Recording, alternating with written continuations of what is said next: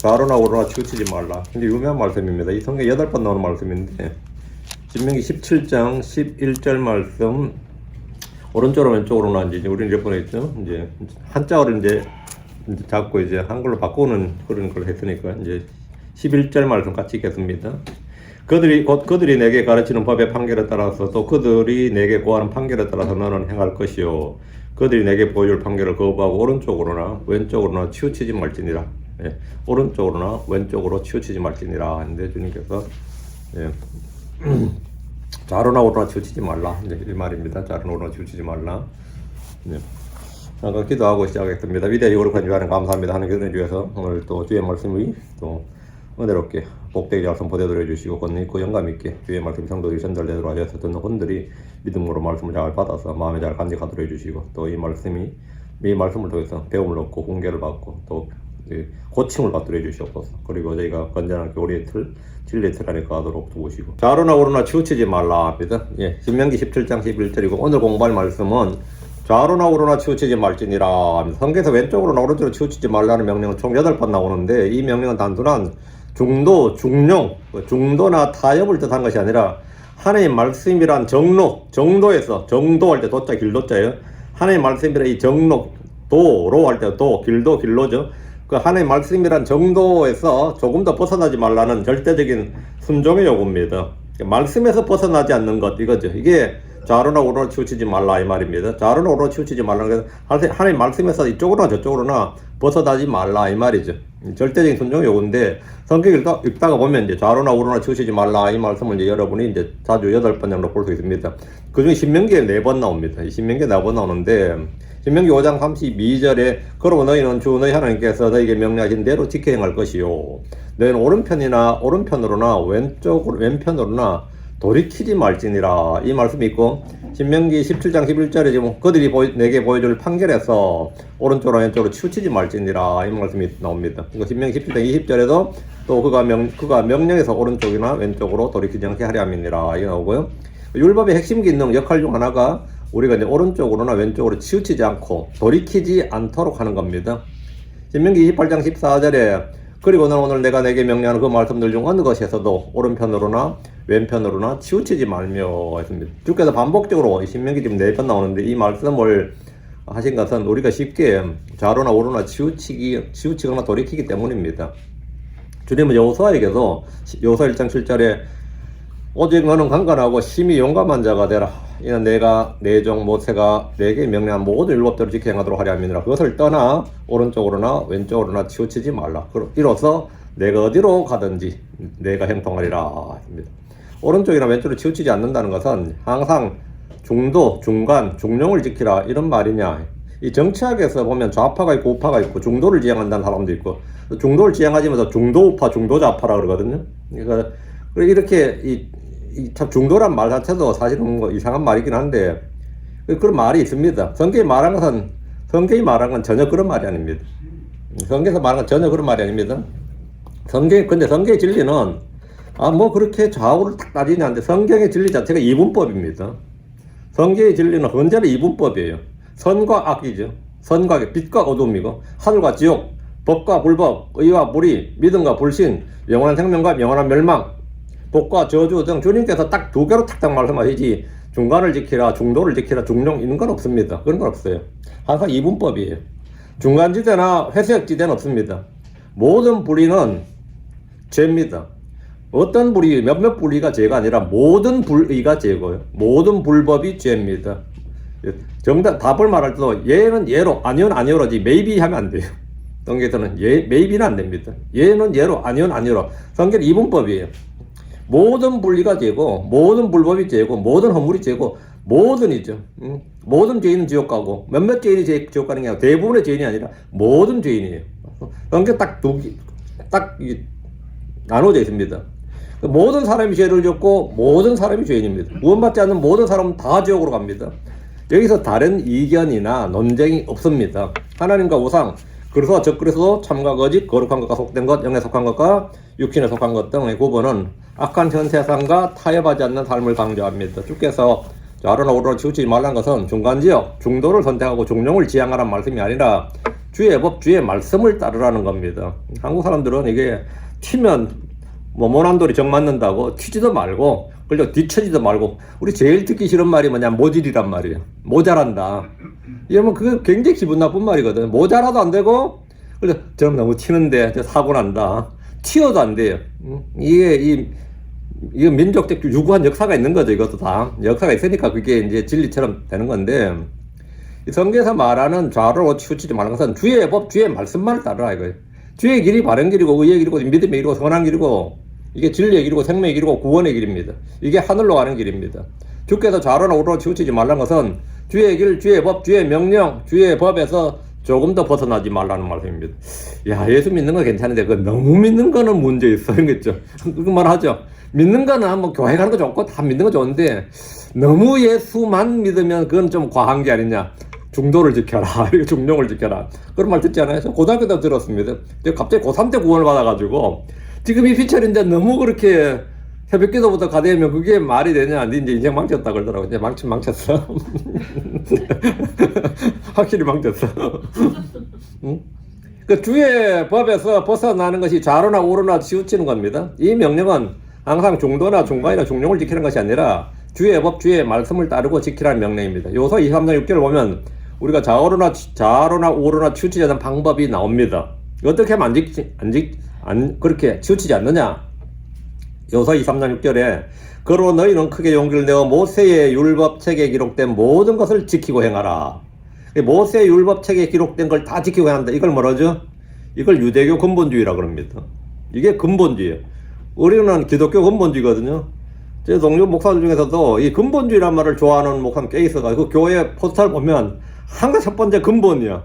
그리고 내가 어느 교회 가면 주보일에 한번 보면 그 교회 보면 근본 독립 뭐더라 네 개 있던데 첫째가 근본이고 두 번째가 독립심리교란 말이죠. 근본주의 독립. 근본 독립은 근본을 엄청 좋아하는 사람도 있어요. 성서침례에도 근본주의를 주장합니다. 자기들 근본주의라 그래. 근본주의가 뭐냐? 기록된 문자대로 한다 이 말이에요. 기록된 말씀대로 제일 잘하는 거지. 나도 근본주의지. 근데 저는 근본주의라 그러면 저는 그냥 펀더멘털이라고 그러죠. 난 맨날 퍼니멘털이라 그래요. 펀더멘털 같은 소리 하네. 웃긴다 그래요.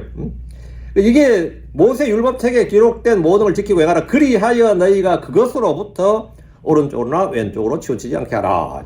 주의 법에 기록된 모든 것을 지키고 행하는 것이 그것이 이제 바로 가는 게 바른 길이죠. 그리고 그게 좌우나 우로로 치우치지 않는 겁니다. 그렇게 하면 모든 걸 지켜 행하는 것이 좌우나 우로로 치우치지 않는 바른 길을 가는 거고 모든 걸 지켜 행하지 않는 것이 좌우나 우로로 치우친 거다 이 말이에요. 성경에서 바로 좌우나 우로로 치우치지 말라는 말은 주의 말씀을 모든 걸 다 지켜 행하든지 지켜 행하는 건 이제 된 거 안 지켜 뭐 몇 개를 빼든지 그것 더 하든지 바리새인들처럼 탈무드를 더하고 전통을 더하면 그건 오른쪽으로 치우친 거고요. 사두개인들처럼 모세오경뼈 나머지가 빼면 그건 이쪽 좌우로 치우친 거예요. 둘 다 유대교고 둘 다 같은 하나님 믿는 성경에서 일하는 사람들인데 완전히 다르죠. 그러면 치우친 거라고요. 그 둘 다 치우친 거죠. 바리새인들도 치우친 거고 사두개인들도 치우친 거예요.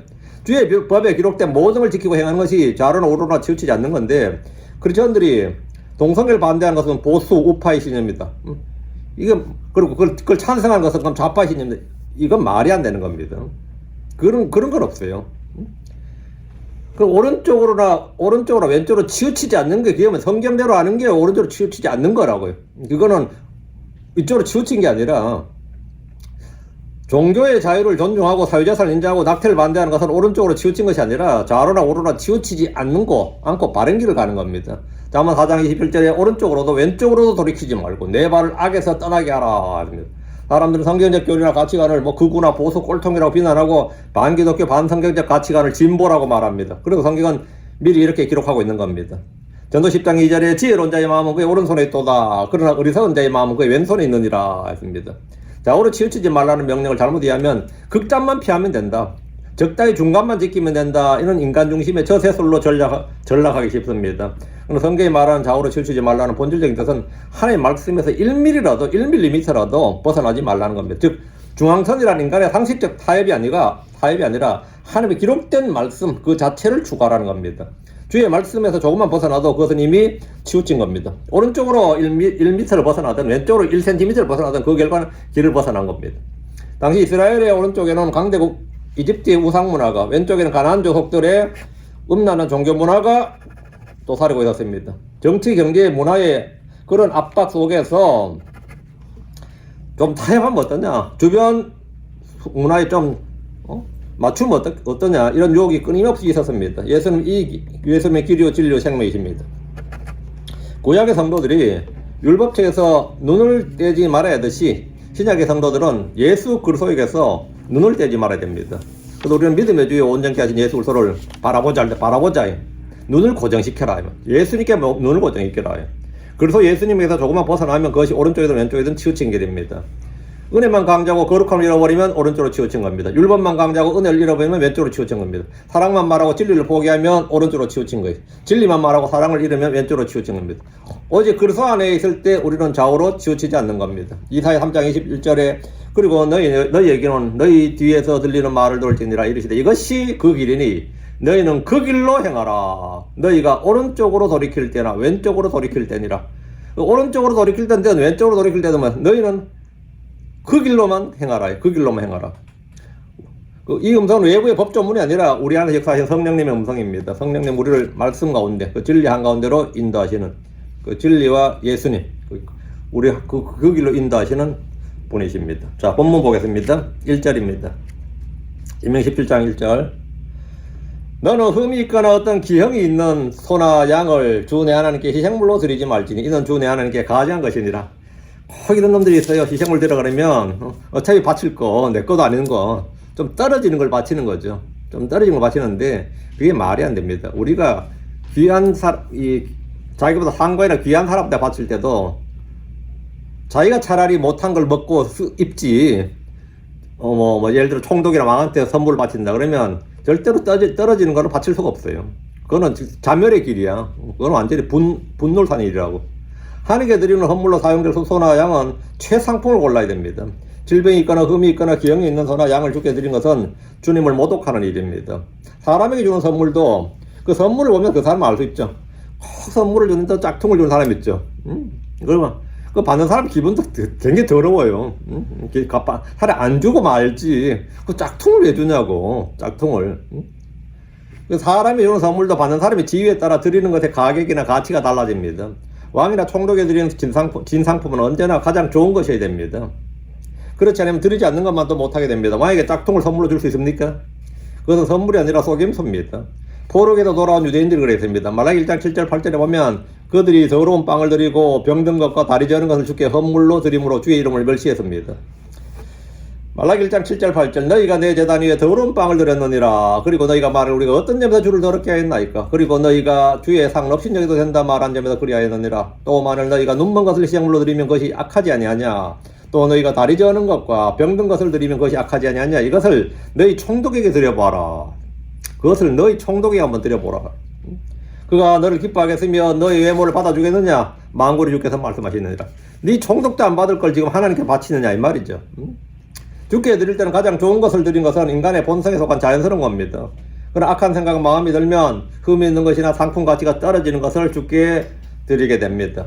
흠이 있거나 기형적인 재물은 그 자체가 가지한 것입니다. 희생 헌물로 사용된 헌물은 교리적 예언적으로 주 예수 그리스도를 예표하는 겁니다.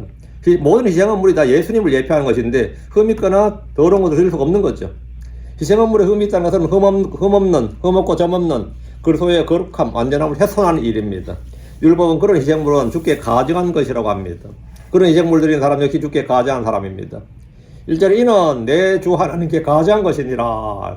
이는 주 내 하나님께 내 주 하나님께 가증한 것이니라. 가증하다는 말은 지독하게 싫어하고 미워하는 것으로 구역질 날 정도의 혐오감을 표현하는 말입니다.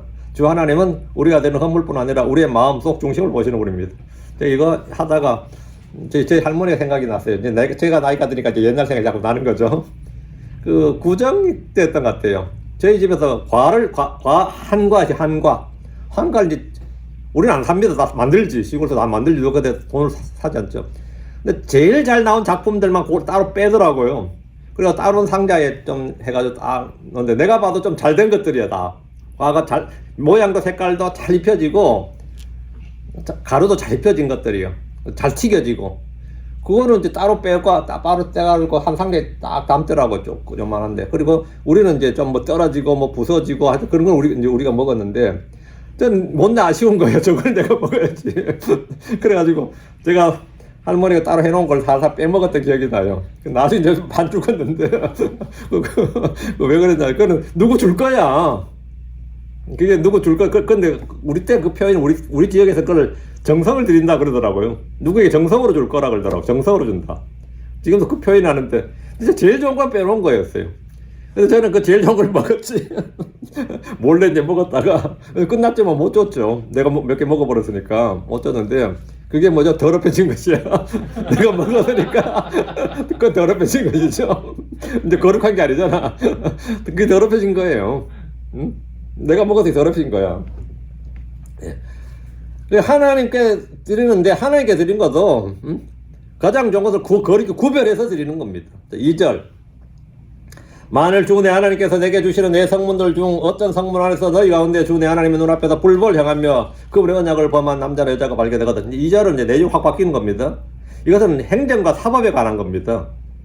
이스라엘의 각 도시에서 주 하나님 눈앞에서 불벌 향하여 그분의 언약을 범한 남자나 여자가 발견되면 범법이나 불법을 행한 자들을 어떻게 처리할 것인가? 일단 처리한 건 행정이죠. 다음에 판결은 사법이고, 이제 사법 행정에 관한 건데, 왕이나 총독이나 관리들은 악을 행하는 자를 벌하도록 세우신 하나님의 사역자들입니다. 그 공무원들이 하나님의 사역자라요. 공무원들이 하나님의 사역자들이에요. 경찰이나 공무원들이 벌금을 매기거나 인신을 구급하는 일은 법을 통해서 질서를 바로잡는 일입니다. 이스라엘 장로들과 제사장들은 주로 사법을 담당했고, 이제 관원들, 백부장이나 천부장, 이 관원들은 행정 업무를 담당했는데 불법 행하는 자들이 발견되면 당연히 잡아들여서 재판에 넘겨야 됩니다. 그래서 이제 백부장은 기본적 역할이 뭐냐면 종교경찰이에요. 지금도 이스라엘이나 이라크나 뭐 중동 지역엔 전부 다 종교경찰이 있습니다. 그 예배 시간에 예배 안 하고 절할 시간에 절 안 하면 두들겨 맞아요. 그리고 잡혀 들어가기도 하고. 그리고 이제 그 코란에 어긋나는 일을 하면 당연히 잡혀간 건 전부 종교경찰이 아닌 일인데, 이스라엘은 당연히 유대교 근본주의 국가니까 종교경찰이 있는 거죠. 종교경찰이 하는 일인데, 예. 그들이 이제 주로 백부장이 하는, 50부장, 백부장이 그 일을 한 거죠. 불법을 행한 자들이 발견되면 당연히 잡아서 재판에 넘겨지고, 여기서 이제 남자, 여자 성별을 구분하지 않습니다. 성별이 전혀 중요하니까, 뭐 남녀노소를 구분하지 않아요. 외모도 구분하지 않고. 법 앞에서는 만인이 평등하다는 말 하는데, 그리스도의 심판석이나 백보자 심판석에도 분명히 그렇습니다. 여기서 불법을 행하며라고 할 때 불법은 특히 하나님께서 가장 가증히 여기시는 우상숭배를 말합니다. 3절. 가서 다른 신들을 섬기며 그것들에게 경배하되 혹은 해나 달이나 내가 명령하지 아니한 하늘의 군대 중, 이 하늘의 군대 중 하면 천사숭배, 별들이에요. 별들. 하늘의 군대. 한국 사람들이 북두칠성을 굉장히 뭘 했거든요. 예. 북두칠성이나 북극성 같은 걸 좀 하고 아침에 새벽 미명에 정한소 떠나고 절한다. 그건 금성이 샛별이에요. 샛별에다가 하는 건데, 이 별 숭배는 어느 나라 다 있습니다. 하늘의 군대 중 어느 것에 하였거든 했죠. 그 어느 도시에 누가 은밀히 또는 공개적으로 주 하나님 외에 다른 신들을 섬기고 경배하면 그 사람은 어떻게 해야 되는가? 유대교 국가인 이스라엘에서 다른 신들을 섬기고 경배하는 이런 사형에 해당하는 중범죄입니다. 바알이나 아스타롯 같은 다른 신들이 아니더라도 하늘의 해나 달이나 주께서 명령하지 않은 하늘의 군대들 중 어느 것이 경배하면 그 역시 사형에 해당합니다. 하늘의 군대라는 말은 이제 별들을 말하고 천사들을 말하기도 합니다. 이런 성신에게 경배한 이런 중동의 여러 민족에게 광범위하게 퍼진 우상 숭배 중에 하나 있습니다. 특히 이제 중동 나라들은 월신 숭배가 강했습니다. 지금 무슬림이 기본적으로 월신이죠. 여러 무슬림 국가들의 그 국기를 보면 다 초성달이 그려져 있거든요. 사우디아라비아 어느 나라다 다 초성달이 있어요. 그 초성달이 왜냐면 그 기본적으로 월신 숭배입니다. 무은가시라고 그러죠. 월신 숭배 사상인데 요즘은 그 사람들은 이제 발칵하는데, 너희는 국기를 보면 안다고. 너희 국기 다 그려져 있다고요. 월신 숭배가 있죠. 그래서 이제 그 연관돼서 이스라엘은 태양신이나 바알은 태양신이죠. 다 태양신이나 월신 또는 별들 중에 하나를 신성시하거나 경배하지 말아야 말아야 되고, 천사 숭배 역시 금지되었습니다. 만일 그들 중에서 그런 사람이 있으면 어떻게 되느냐? 이것은 사형에 해당하는 중대한 문제이기 때문에 일단 정확히 조사해야 되고 다음 재판을 거쳐야 되죠. 4절. 그냥 내가 봤다 해서 내가 죽일 수는 없는 거잖아요. 또 그것이 내게 고해지고 내가 그것을 들었으면 내가 부전히 조사했는데 보라 그이 참되고 그이 확실하게 이스라엘에서 그런 가증한 일이 행하여졌다면, 조사하고 해봤는데 확실하다. 이거 100% 이거 확실하다. 누군가 우상을 숭배한다는 고소 고발이 있고 또 그런 일이 있다는 것을 들었다면 그는 그 일을 넘기지 말고 부전히 조사해야 됩니다. 여러분 이 우상 숭배 습관은 지금도 우리는 이제 크리스천이 되기 때문에 그런 게 없지만 여러분 크리스천이 아니라면 여러분 주변에도요. 뭐 중국이나 뭐 중국인이 있다든가 옆에 뭐 인도인이 있다든가 하면 그 집에 가면 향불 타고 있습니다. 일본 사람들도 하고요. 제 아파트에도 앞에 중국인이 하나 있었는데 그 사람 퇴근하자마자 하는 일이에요. 그 2층에 살았거든요. 그 뭐 들고 나서 이거 해가지고 향불에 뭐 하더니 막 이거 하루에 한 번쯤 빠지는 거 못 봤어요. 그 집에 가면 향불 타는 냄새가 나고요. 그 젊은 사람이에요. 뭐 늙은 사람도 아니에요. 그 우상숭배 그 개념은 뭐 옛날 2000년, 3000년 이한 이야기가 아니고 지금 현재도 일본이나 인도라면 진짜 집집마다 그 뭐 향표랑 뭐가 있고 저희 어릴 때 동네마다 사주단지라 그러죠. 그 웬만한 집은 다 그거 있었습니다. 뭐 집에 어느 부위에 뭐 있고 이제 이 우상숭배라는 것은 뭐 뿌리가 깊은 겁니다. 그런데 이스라엘에도 마찬가지로 우상숭배를 할 사탄이 있죠. 근데 그런 거 있다는 이제 고소 고발이 있는 거죠. 그럼 조사를 해야지. 이스라엘이 혈연 공동체일 뿐 아니라 신앙 공동체, 그 종교 공동체라고 합니다. 주 하나님과 언약을 맺은 사람들이 주의 복을 따라 사는 사람들이 이제 공동체가 이스라엘 민족인데, 근데 이들 중에 주 하나님이 아닌 다른 신들을 섬기는 사람이 있다. 그러면 이제 공동체가 균열이 되는 거죠. 그런 말이 들리면 그는 이 일을 모른 채 지나가거나 덮어서는 안 됩니다. 우상숭배는 살인 사건이나 강도 사건이나 유괴 사건이나 뭐 간첩 사건보다 더 큰 사건입니다. 한 사람의 죄가 민족 전체의 재앙과 저주와 심판을 불러올 수 있기 때문입니다. 그래서 그들은 사람들이 우상숭배를 하지 않도록 각별히 주의를 기울여야 되고, 그런 일이 있다는 것이 확실하다면 재판을 통해서 형을 확정하고 집행해야 됩니다. 우상숭배에 대해 확실히 사형이 집행되면 사람들은 듣고 두려워하게 되고 악을 피하고 제거하게 됩니다. 심판이 속히 집행되지 않으면 사람들은 악을 행한 걸 두려워하지 않게 됩니다. 5절. 그때 너는 그 사악한 일을 행한 그 남자나 그 여자를 내 성문들로 끌어내야 돼. 내 성문들로 끌어내라 그랬죠. 성문들. 또 곧 그 남자나 그 여자를 돌로 치되 그들이 죽을 때까지 돌로 칠지니라 하는데, 예. 이 우상숭배를 한 사람에 대한 이제 처벌입니다. 처형입니다. 그때 너는 그 사악한 일을 행한 그 남자나 그 여자를 내 성문들에서 끌어내라. 남자 여자 성별 구분하지 말라는 겁니다. 여기서 성경은 우상숭배를 그 사악한 일이라고 딱 말하죠. 이 본문이 그 사악한 일을 행한 일이잖아요. 그 우상숭배를 행한 일 그렇게 말하지 않고 그 사악한 일을 행한 일이잖아요. 사악한 일이라고 그게. 하늘의 해나 달과 별에게 소원을 빌거나 절하는 것, 간절히 기도하는 것은 정성이 아니고 정성을 다하는 게 아니라 사악한 일을 하는 겁니다. 사당이나 사원에 가서 빌고 절하는 것도 사악한 일입니다. 이스라엘에서 성문은 재판이 열린 곳이고 도시의 중요한 정책이 결정되는 곳입니다. 성문들로 끌어내는 것은 재판을 하고 판결에 따라 처벌을 하라 이 말입니다. 곧 그 남자나 그 여자를 돌로 치되 그 조사와 증거, 증인들을 통해서 우상숭배를 하고 확정이 되면 그에 따른 형벌은 사형입니다. 사형법은 돌로 치는 투석형인데, 교수형이나 참수형과 달리 투석형은, 교수형은 뭐죠? 그 줄 당기는 거니까 목을 매는 거잖아요. 그 집행자가 사실은 한 명, 줄 당기는 한 명이죠. 그리고 참수형은 망나니라 그럽니까? 목을 매는 사람 한 명이에요. 응? 그런데 투석형은 뭐죠? 한 명이 아니죠. 단체죠. 돌을 집어서 전부 다 증인들이 먼저 손을 대 돌을 치고요. 다음에는 뭐 10명이든 20명이든 그 도시 사람들이 단체로 하는 거라고요. 그 단체 형벌이에요. 이 투석형은 돌로 치라는 것은. 이스라엘 항상 돌로 치라고 돼 있는데, 죄를 지은 자들에 대한 형사 처벌을 여러 사람이 함께 하도록 한 겁니다. 그 처형을 함께 하도록 한 거예요. 그 함께 처형에 함께 참여하도록 함으로써 그들 가운데 있는 악을 제거하고 법을 어긴 일에 대해서 두려워하게 된 겁니다. 그럼 나도 돌을 들어서 쳤어. 동네 사람 하나 죽였다 그러면 그 사람은 내가 돌을 들어서 쳤던 사람으로서 내가 그 죄를 지을 수는 없는 문제가 됐죠. 근데 나는 참여를 안 했어. 근데 참수형이 망나니가 쳤어. 아, 너무 심하네. 뭐 그거 했다고 죽이기까지는 하냐. 뭐 이렇게 참 너무 잔인하네. 이래 되면 뭐 되죠? 난 삼자가 됐죠. 객관자가 된 다음 뭡니까? 나도 하면 또 누가 내 목을 치겠지. 이렇게 욕이나 해야 되지. 이 집단 참여하고 완전히 다른 겁니다. 투석형하고 참수형은 완전히 다른 거예요. 투석형은 내가 친 사람이야. 내가 형을 집행한 사람이기 때문에 제 3자처럼 이야기하지 못하는 거지, 절대로. 그렇게 해서 그 이스라엘 내에 그 도시에서 완전히 악을 제거하라 이 말이에요. 그렇게 해서 법을 어긴 일에 대해서 모두가 두려움을 갖게 하고 주님을 두려워하라는 겁니다. 그래서 이 형벌을 율법은 이 형벌을 택하게 한 거죠. 6절입니다. 두 증인이나 세 증인의 입으로 사형에 합당한 자는 사형에 처할 것이요 그러나 한 증인의 입으로는 그를 사형에 처하지 말지니라. 증인의 수는 최소 둘 또는 셋입니다. 두 증인이나 세 증인의 입으로 사형에 합당한 자는 사형에 처하되 한 증인의 입으로는 사형에 처하지 말라고 했는데 이는 무고나 위증으로 인한 악용과 피해를 방지하기 위해서입니다. 마녀 사냥이라 그래가지고 저 사람 우상숭배해서요. 그래서 뭐 네가 우상숭배 했다고 하면 우상숭배냐고. 한 명은 이것 좀 곤란하다 이거죠.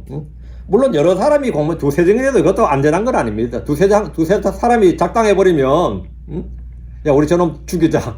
두세 사람이 작당해버리면 그 뭐 여러 사람이 한 사람 죄인 만드는 일은 그 뭐 아무것도 아니라 걸잖아요. 그건 어렵지 않습니다. 세상에서 사실이 왜곡된 일이나 가해자와 피해자가 뒤바뀌는 일은 흔한 일입니다. 지금도 감옥에 가면 죄 없는 죄인이 수두룩하다 그러잖아요.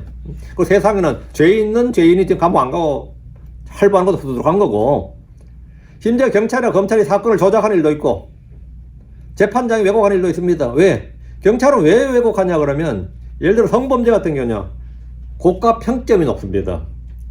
예를 들어 도둑을 잡으면 1점이면 성범죄는 3점이에요. 예를 들어서 3점이면 내가 승진할 때 엄청난 저거예요. 그리고 웬만하면 들어가 나를 위해서 웬만하면 나를 위해서 좀 들어가 자식아 막 인정하고 들어가 이래 되는 거예요.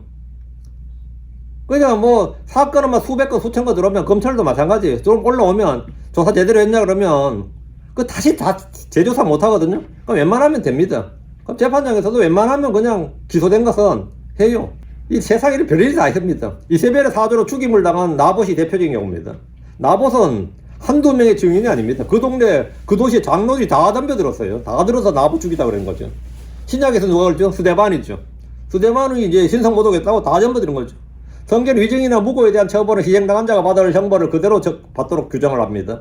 그런데 이스라엘에서 증인으로 증언을 하는 일은 굉장히 두려운 일이었습니다. 만약 잘못되면 이 사형에 당하는 증언을 내가 하면 그게 위증으로 드러나면 내가 사형을 받아야 돼요. 그 위증죄를 엄청나게 크게 다룬 거죠.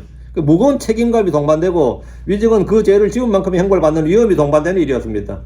한국처럼 위증과 모함의 죄가 너무 가벼우면 공권력을 협박이나 사적 보복의 수단으로 살게 됩니다. 뭐 까짓 거 뭐 위증하면 그때 걸리면 얼마 안 받거든요. 이 사람은 처벌로 10년형을 받아도 위증죄는 1년도 안 받습니다. 그러니까 막 해버린 겁니다. 막 해버려요. 그러니까 벌금으로 나올 때도 많고. 특히 성범죄에 대한 모함과 위증으로 인생을 망친 사람들이 굉장히 많은데 증인이나 증거 없이 오직 피해자의 진술만으로도 유죄 판결이 나오기 때문에 악용 사례가 속출하는 겁니다. 이 판사들이라도 그걸로는 안 된다 해가지고 막 해버리면 경찰들 앞으로는 어차피 무죄 나올 거는 기소를 못해요. 올리지도 못하고. 근데 판사들도 막 인용을 다 해줘버리기 때문에 이제 문제가 되는 거죠. 7절입니다. 증인들의 손을 먼저 그에게 대어 그를 죽일 것이요 그 뒤에 모든 백성의 손이 있을지니라. 이와 같이 너는 내 가운데서 악을 제거할지니라. 두세 증인의 입으로 유죄가 확정되었을 경우 투석행에 처할 때 사형 집행을 어떻게 하느냐 하면 최종 사형 판결이 확정이 되면 피고의 형 집행은 먼저 증인의 손으로 시작합니다. 증인들의 손을 먼저 그에게 대어 그를 죽일 것이요. 그 증인이 아무나 못하는 거죠. 이 책임이 있는 거죠. 이렇게 한 것은 증인들이 자신의 증언이 사실임을 공개적으로 입증하도록 하고 그들의 피해에 대한 법적 책임을 지도록 한 겁니다. 만약 이게 잘못된 사형이었다 그러면 그 증인이 뭐가 되는 거죠? 자기가 사형수가 되는 거예요. 사형의 죄를 범한 겁니다. 만약 거짓이나 모함이나 사적 이익을 위해서 거짓증을 하고 돌을 들어서 그 사람을 쳐서 피를 흘리게 했다면 무지한 피를 흘린 일에 대해서 그가 책임을 져야 하는 겁니다. 창세기 9장 6절에 누구든지 사람의 피를 흘리는 자는 사람이 자기 피를 흘리리라 했는데 이 말씀에 따라 거짓 증언을 통해 누가 죽게 되면 그 사람은 살인자고 무지한 피를 흘린 자로서 그 역시 피를 흘리게 됩니다. 증인들은 범죄 사실에 대한 확신이 없으면 결코 증언을 할 수 없도록 하는 겁니다. 증인들은 책임을 지고 증언한 후에 돌을 들어서 그를 죽이게 되면 그 뒤에 모든 백성이 손을 들어서 그를 치게 됩니다. 모든 백성의 손이 이제 그를 치게 되는데 이는 모두가 그들 가운데 악을 제거하는 행위입니다. 이와 같이 너는 내 가운데서 악을 제거할지니라. 악을 제거하는 게 뭡니까? 어떻게 악을 제거합니까? 악을 제거하는 게 아니라 악인을 제거하는 거죠. 악을 제거한다는 건 뭐냐? 악인을 제거하는 겁니다. 죄를 제거한다는 건 뭐냐? 죄인을 제거하는 겁니다. 악을 행한 사람에게 율법의 저주와 심판을 집행하는 것, 그게 악을 제거하는 거예요. 빛이 있는 곳에 어둠이 사라지듯이 율법이 집행된 곳이 악이 제거됩니다. 주의 법이 없고 그 법이 집행되지 않으면 악은 무성하게 자라다 꽃을 피우고 열매를 맺습니다. 여기서 제거한다는 말은 불태우다 소멸시키다는 뜻인데 단순히 악을 제거하는 것이 아니라 악의 존재를 흔적 없이 없애버린다는 말입니다. 우리 주님은 우리의 죄를 용서할 뿐 아니라 우리의 죄를 제거하시는 분입니다. 죄를 제거하십니다. 물치면 우리의 죄나 육체에 더러운 것을 제거하지 못합니다. 황소와 염소의 피로는 죄를 제거하는 것이 불가능합니다. 짐승의 희생물로는 결코 죄를 제거할 수 없습니다. 그럼 제사장들이 드린 희생물이 죄를 제거할 수 있느냐? 없습니다. 히브리 10장 4절에 또 제사장마다 날마다 서서 섬김에 자주 같은 희생물들에 대해 그것들은 결코 죄들을 제거할 수 없느니라. 제거할 수 없습니다. 그러나 예수 그리스도는 자신을 희생물로 들여서 죄를 뭐했다? 제거하셨습니다. 히브리서 9장 26절에 그러나 이제 세상 끝에 그분께서 단 한 번 나타나서 그분 자신을 희생물로 들여 그분 자신을 희생물로 들여 죄를 제거하셨느니라. 요한일서 3장 5절에 그리고 너희는 그분께서 우리의 죄들을 제거하려고 나타나신 것을 알거니와 그분 안에는 죄가 없느니라. 예수님은 죄를 제거하시는 분이다. 완전히 없애버리는 제거하시는 분이다. 우리는 죄의 사명을 받고 죄로부터 씻음받기 위해서 무슨 선한 행위나 율법의 행위를 해야 하는 것이 아니라 주 예수 그리스도를 믿으면 됩니다. 그분이 모든 일을 다 이루시고 마치셨습니다. 그분이 우리의 죄를 제거하셨습니다. 그분의 피가 우리의 죄를 씻습니다. 이제 누구든지 자신의 죄를 시인하고 자백하면 그분의 피가 우리는 모든 죄에서 씻으시고 정결하게 하십니다. 우리는 그분의 피를 통해 구속 곧 죄들의 용서를 받았습니다.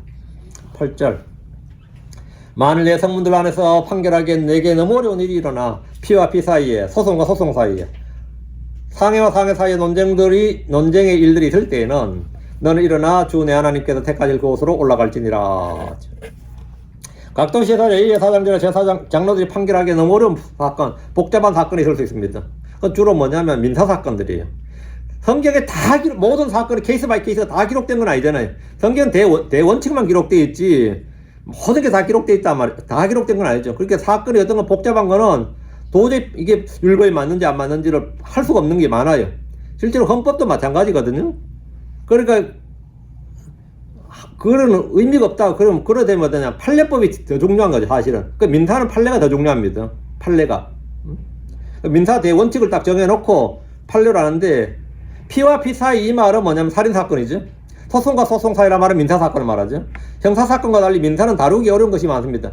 모든 사건 경우의 수가 다 성경에 기록되어 있지 않습니다. 그래서 성경 기록에 전혀 없는 민사사건을 다루는 일은 장로들이나 제사장들에게도 어려운 일이었습니다. 보통 이런 일은 수백 년간의 소송과 재판을 통해서 확립된 판례를 근거로 하는 경우가 많습니다. 지금 한국 같은 경우도 굉장히 빨리 발전했잖아요. 그런데 지금 만들어진 어떤 법들, 민사사건에 많은 법들은 말이죠. 일제시대 때 만들어진 법이 아직도 그대로 된 게 많습니다. 일제시대 때 만들어진 법이 뭐 토지나 이런 것에 관한 거는 60년대, 70년대 만든 것도 아니에요. 그리고 뭐 예를 들어 상속이나 증여법은 한국이 어떻게 생각했냐면 만든 입법자들이 어떻게 생각하면 서울의 중간 아파트 값 정도는 자식에게 물려줄 수 있도록 해야 되지 않느냐. 이렇게 만든 거예요. 그때 아파트 값이 얼마였냐면 서울에서 좋은 아파트 값이 10억 정도였어요. 그래서 10억을 이 상속의 이제 리밋으로 정했습니다. 10억까지는 공제해 주는 걸로. 근데 지금 서울의 아파트는 웬만한 아파트 전세도 10억이 넘어요. 웬만한 아파트는 다 30억, 40억 하거든요. 그러니까 예전에 상속세 낼 사람 10억은, 예전에 10억은 완전히 초부자들이었어요. 상위 0.1% 이런 사람이었다면 지금은 웬만한 사람 다 상속세를 내야 되는 규정이 돼버린 거죠. 근데 만들 때 입법자들이 생각을 좀 해서 그때 물가 시세로 한다든가 그 부서에다가 써기를 그때 물가 시세로 한다만 서울 중간 재무부에서 평가 뭐로 한다 이런 미국 법은 대부분 그렇게 돼 있습니다. 그 연동한다 이렇게 적혔기 때문에 거기다 연동이 되는데 그때 딱 10억으로 딱 정해버린 거예요. 그러니까 지금은 아무래도 다 상속세를 내는 옛날에 상속세 내는 사람 하면 엄청난 사람들만 상속세를 냈는데 지금은 평민들이 다 상속세를 내는 그런 식이 된 거죠. 법을 그렇게 만들어가지고 하도 오래전에 만들어놔서 그런 겁니다. 못 따라가는 거죠. 이게 이 민사사건이라는 그런 겁니다. 이런 건 수십 년, 수백 년간의 이제 지혜가 모여야 되는 거죠. 상해와 상해 사이의 논쟁의 일들은 폭력사건이고 형사사건인데 모든 사건이 가해자와 피해자가 딱 특징이 되고 원인과 결과가 투명하게 드러나면 판결이 쉽습니다. 근데 그렇지 않은 사건들이 대부분입니다. 증인도 없고 증거도 불명확한 사건들, 또 다툼과 논쟁의 여지가 많은 사건들을 판결하는 일은 누구에게도 쉽지 않습니다. 이런 경우에 그럼 그 사건을 어떻게 해야 되느냐? 예루살렘으로 가져가라는 거예요.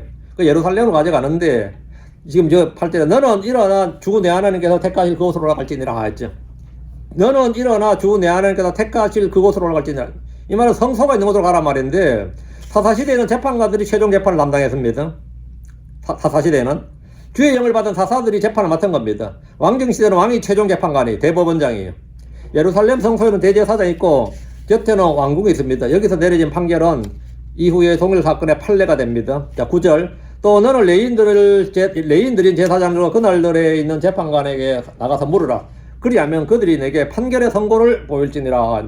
레인들인 제사장들과 그날들에 있는 재판관은 예루살렘의 최고 재판소인데 이 성소가 훗날 산헤드린 공회가 됩니다. 산헤드린 공회란 것은 뭐냐면 이제 최고 재판소예요. 여기서 이제 입법, 사법, 행정이 다 결정나는데 모세 율법에 주님께서 모세가 나 홀로 짐을 지기 너무 힘들다 하니까 하나님께 불평을 한 거죠. 하나님께서 모세 영을 취해서 70인에게 줬죠. 그래서 여기서 이제 유래가 된 거예요. 그래서 70인 장로를 임명해서 산헤드린 공회가 70인 장로회가 된 겁니다. 70인 장로 되고 대제사장이 의장이 되니까 71명이 된 거죠. 그래서 71명으로 구성이 되는데 이 70명을 뽑을 때는 어떻게 뽑았냐면 24명은 제사장으로 하고요. 24명은 각 지파에 2명씩 장로들로 했어요. 그 연방국가이기 때문에. 24명 장로들하고 그 장로하고 제사장들 하면 이제 48명이 되잖아요. 나머지 22명은 율법학자들로 구성했습니다. 왜? 어차피 율법에 맞춰야 되기 때문에 율법학자들로 구성해서 이게 지금 하면 대법원의 소부가 되는 거예요. 지금도 한국의 대법원, 예를 들어 대법관 있잖아요. 대법관 밑에는 부장판사들, 진짜 그들이 법률 전문가들이에요. 거기서 다 뭐가 만들어져야 됩니다. 그리고 판사들은 그냥 사인만 하는 거지, 대법관들은. 이 70인 그 제사장과 장로와 이 율법학자들이 구성한 이 70인 산헤드린 공회에서 이제 왕에게 유죄 판결이나 무죄 판결을 올려요. 이거 우리 전통에 봐서, 율법에 봐서, 수백 년 내려온 걸 봐서 이렇게 판결을 해야 된다 하면 왕이 이제 왕은 최종 재판관으로서 판결을 내린 건데, 모세의 생존 당시에도 하급법원에서 판결하기 어려운 것은 상급법원으로 가져오는 제도가 모세가 직접 만들었죠. 나한테 가져오라고. 광야에서 최종 재판관은 모세였습니다. 사사시대는 사사들이었고 왕정시대는 왕인데, 솔로몬은 백성을 재판할 지혜와 명철을 구했습니다. 왜? 왕이 최종 판결을 해야 되니까. 왕의 가장 중요한 직무가 백성들 사이에 있는 어려운 분쟁에 관한 재판을 결론 짓는 거예요. 솔로몬 죽은 아이와 산자를 두고 두 여자 사이에 다툼이 발생했을 때 혈액 검사나 DNA, 유전자 검사 없이, 법의학 없이 말이죠, 정확히 판결했습니다. 그래서 그리하면 그들이 내게 판결의 선고를 보일지니라 했는데, 재판관들, 특히 왕이 어려운 재판을 위해서는 주의 지혜와 명철이 많이 필요합니다. 10절.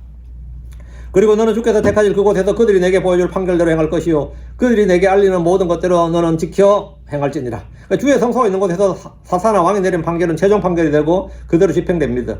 왕은 주요 사건의 재판을 위해 전당기구를 설치해서 재판했습니다. 지금으로 말하면 대법원의 재판 전담 부서에 맡기고 왕이 판결하는 재판장의 역할을 한 겁니다. 그들이 내게 알리는 모든 것대로 너는 지켜 행할지니라 했는데, 재판 결과에 승부하고 판결대로 집행하라 이 말입니다. 11절. 그들이 내게 가르칠 율법의 판결에 따라, 또 그들이 내게 말할 판단에 따라 행할지니라. 그들이 내게 보여줄 판결에서 오른쪽으로나 왼쪽으로 치우치지 말지니라. 그들이 내게 가르친 율법의 판결에 따라. 그 이스라엘 예루살렘 중앙법정이죠. 이게 이스라엘 예루살렘 중앙법정에서 모든 율법에 따라서 재판하고 그들이 말한 판단에 따라 행하라는 겁니다. 그들이 내게 보여줄 판결에서 오른쪽으로나 왼쪽으로 치우치지 말지니라. 성도들로서 우리가 좌우로 치우치지 않으려면 건전한 생각형을 지내야 됩니다. 그리고 바른 말씀이 필요합니다. 거의 모든 교회가 우리는 성경을 믿고 성경을 따른다고 주장합니다. 제가 저 아줌마한테 전도를 하는데 우리는 성경대로 믿는 교회입니다. 그랬더니만 그렇게 말 안 하는 교회가 어디 있어요? 그러더라고요. 그 말 맞지? 그렇지. 다 그렇게 말하죠. 다 그렇게 말 안 하는 교회가 어디 있어요? 그러더라고요. 그러나 중요한 선택의 순간에 성경에 따라 생각하고 판단하고 결정해야 할 일이 생기면 이익에 따라 생각하고 판단하는 경우가 허다합니다. 의를 따르지 않고 성령을 따르지 않는 것은 모두 좌로나 우로나 치우치는 겁니다. 그러다 보니까 판사들이 사람의 성별조차도 판단하지 못하는 그런 세대가 되었습니다. 여러분이 볼 때도 미국의 판사들 중에는 상당수가 목사예요. 미국 판사들 중에 상당수는 목사입니다. 근데 이 동성애 문제가 터지면서부터 그 목사와 판사를 겸직하던 사람들이 많이 사표를 냈어요. 왜 사표를 낼 수밖에 없게 된 거죠? 왜요? 못하게 되는가? 그분들 하는 말이 있더라고요. 전에는 내가 목사로서 판사하고 겸직을 할 때 직무에 아무런 문제가 없었다는 거예요. 신앙양심이라 뭐 일반 법상식이나 법정의에 아무런 문제가 없었는데, 최근 들어서는 이 신앙양심이나 이 법상식 이게 너무나 모순되고 부딪히기 때문에 두 가지 직업을 함께 할 수가 없대. 목사를 사직하든지 판사를 사직하든지 둘 중에 하나밖에 할 수 없는 상태가 되겠다 이거예요. 그러니까 많아요. 그런 시대가 되어버린 거죠, 지금 시대가. 하나의 법이 없고 선한 양심이 없으면 법과 불법의 경계가 무너지기 때문에 판단 자체가 사실 아무 의미가 없게 됩니다. 우리는 악하고 음란한 세대, 폐역하고 빗돌이인 세대에 살고 있습니다. 죄 많은 세대에서 선을 향하고 의를 따르는 이런 미친 짓으로 취급받습니다. 자, 우리가 주의 판단에 따라 오른쪽이나 왼쪽으로 치우치지 않는 쉽고 간단한 수칙이 몇 가지 있습니다. 첫째는 하나님의 말씀에 눈을 고정하는 겁니다. 하나님의 말씀에 눈을 고정하라. 잠언 4장 25절에 내 눈을 바로 보게 하며 내 눈꺼풀을 내 앞에 곧게 둘지니어라. 곧게 둘지어다. 무엇이든지 주의 법에 물어봐야 됩니다. 이사야 8장 2절에 그들이 율법에게 또 증언에게 구할지니라. 만일 그들이 이 말씀에 따라 말하지 아니하면 그것은 그들 안에 빛이 없기 때문이니라. 이 말씀에 따라 말하라는 거예요. 말씀에 따라 말하는 것은 말하려면 생각을 해야 되잖아요. 말씀에 따라 생각하고 판단하고 결정하고 그 말씀에 따라 말하고 말씀에 따라 행하라는 거죠. 주의 법에 따라 말하지 않는 이는 모두 좌우로 치우친 것이고 오류의 영입니다. 말씀을 매일 읽고 묵상하지 않으면 우리는 순식간에 세상의 흐름에 좌우로 하여튼 흔들리게 되고 이끌리게 됩니다. 둘째, 마음을 지켜야 됩니다. 잠언 4장 23절에 모든 지킬 만한 것 중에 더욱 내 마음을 지키라. 더욱 내 마음을 지키라. 우리 마음을 지켜야 된다. 마음이 말씀에서 떠나면 발걸음은 반드시 치우치게 됩니다. 기도로 마음을 주님 앞에 고정해야 됩니다. 셋째, 주 예수님을 따라야 됩니다. 그 길이 대신 주님이 계신 곳에 정도입니다. 그 길이 주님이시고 그 길이 정도입니다. 사람의 말이나 유행이나 세상의 지혜가 오른쪽 이쪽으로 오라, 이쪽으로 저쪽으로 가라 뭐 이렇게 해도 오직 주의 말씀과 주님의 영만 따라야 됩니다. 예수님이 뭐라고 하시느냐? 난 예수를 따른다. 난 예수님이 나의 본이고 예수님이 나의 마스터 스승이고 예수님이 나의 길이고 예수님이 나다. 난 예수를 따른다 이거예요. 어떤 사람, 어떤 사상과 철학가가 아니라 난 예수를 따른다 이거예요. 좌로나 우로나 치우치지 말라는 명령은 결국 예수 그 속에서 떠나지 말라는 명령입니다.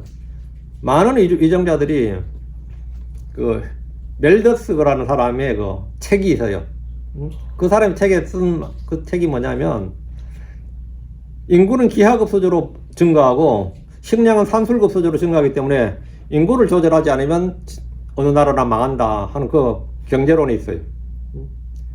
그거는 모든 그 책에 나온 이로 유럽이나 미국이나 뭐 한국 다 모든 공산주의 자본 필요 없이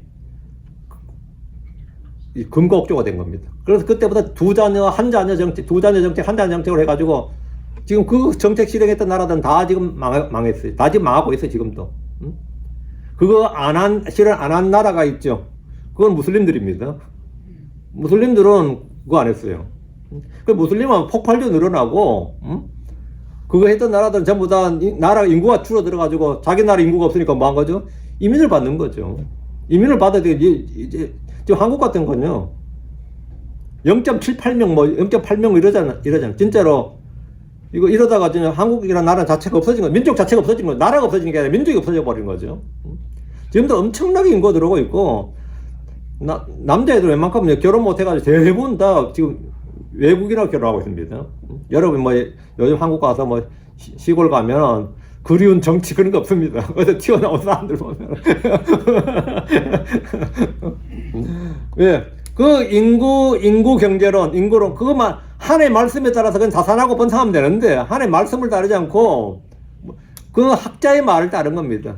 지금 마찬가지고, 다 마찬가지고, 어느 학자가 뭘 하면, 그럼 몇 년 지나면 그게 가짜라고 드러나도 그건 이미 늦은 거예요. 이건 지나고 나서 소용없다 해도 필요 없는 거죠. 언제나 하나님의 말씀을 따르면 되는데, 우리가 마찬가지입니다. 하나님의 말씀을 따르면 돼요. 자로나 우로나 치우치지 말라는 것은 결국 예수로 해설하지 말라, 주의 말씀에 따르지 말라는 명령입니다. 그분 안에 갈 때 우리는 비로소 좁고 바른 길, 곧 영원한 생명에 이르는 정도, 믿음의 정로를 걷게 되는 겁니다. 기도합시다. 위대한 영으로 간주하는 감사합니다. 하나님께서 은혜 주셔서 주의 말씀을 선포했는데 선포된 모든 말씀들이 성도들에게 잘 전달되고 있는 오늘도 말씀을 통해서 은혜 받게 해주시옵소서. 그리고 저희가 참으로 우리 말씀, 주의 말씀을 따르고 또 우리 주 예수 그리스도의 눈을 고정해서 참으로 그 표대를 향해 달려가는 성도들, 또 그리고 주님께서 남겨놓은 발자취를 따라서 걷는 성도를 되도록 도와주시옵시고, 주의 영께서 또 저희 안에서 늘 바른 길, 또 진리의 길로 인도해 주시고, 생명의 길로 그 길이 비록 좁고 협착하더라도 저희가 그 길을 따라서 안전하게 걷도록 해주시옵소서. 사랑 아버지 하나님께서 저희에게 힘을 주실 간구하옵고, 이 세상에 살지만 이 세상에 속하지 않도록 해주시옵소서. 세상을 거절할 줄 알도록, 악을 거절하고 선을 택할 줄 알고, 분리와 세속적인 것을 거절하고 영적인 것과 또 아버지 의를 쫓는 그런 성도를 되도록 도와주시고, 저희 자신이 먼저 의의 선포자가 되도록 해주시옵소서. 말씀이 끊임없이 저희 속에 공급되게 하시고, 그 말씀이 풍성히 아버지 하나님 저희 거하게 하시고 쌓아두게 하여 주시고 저희가 그 말씀을 잘 사용할 수 있도록 복을 주십시오. 은혜 넘치게 주십시오. 감사드립니다. 주의 성교도합니다. 아멘. 아멘.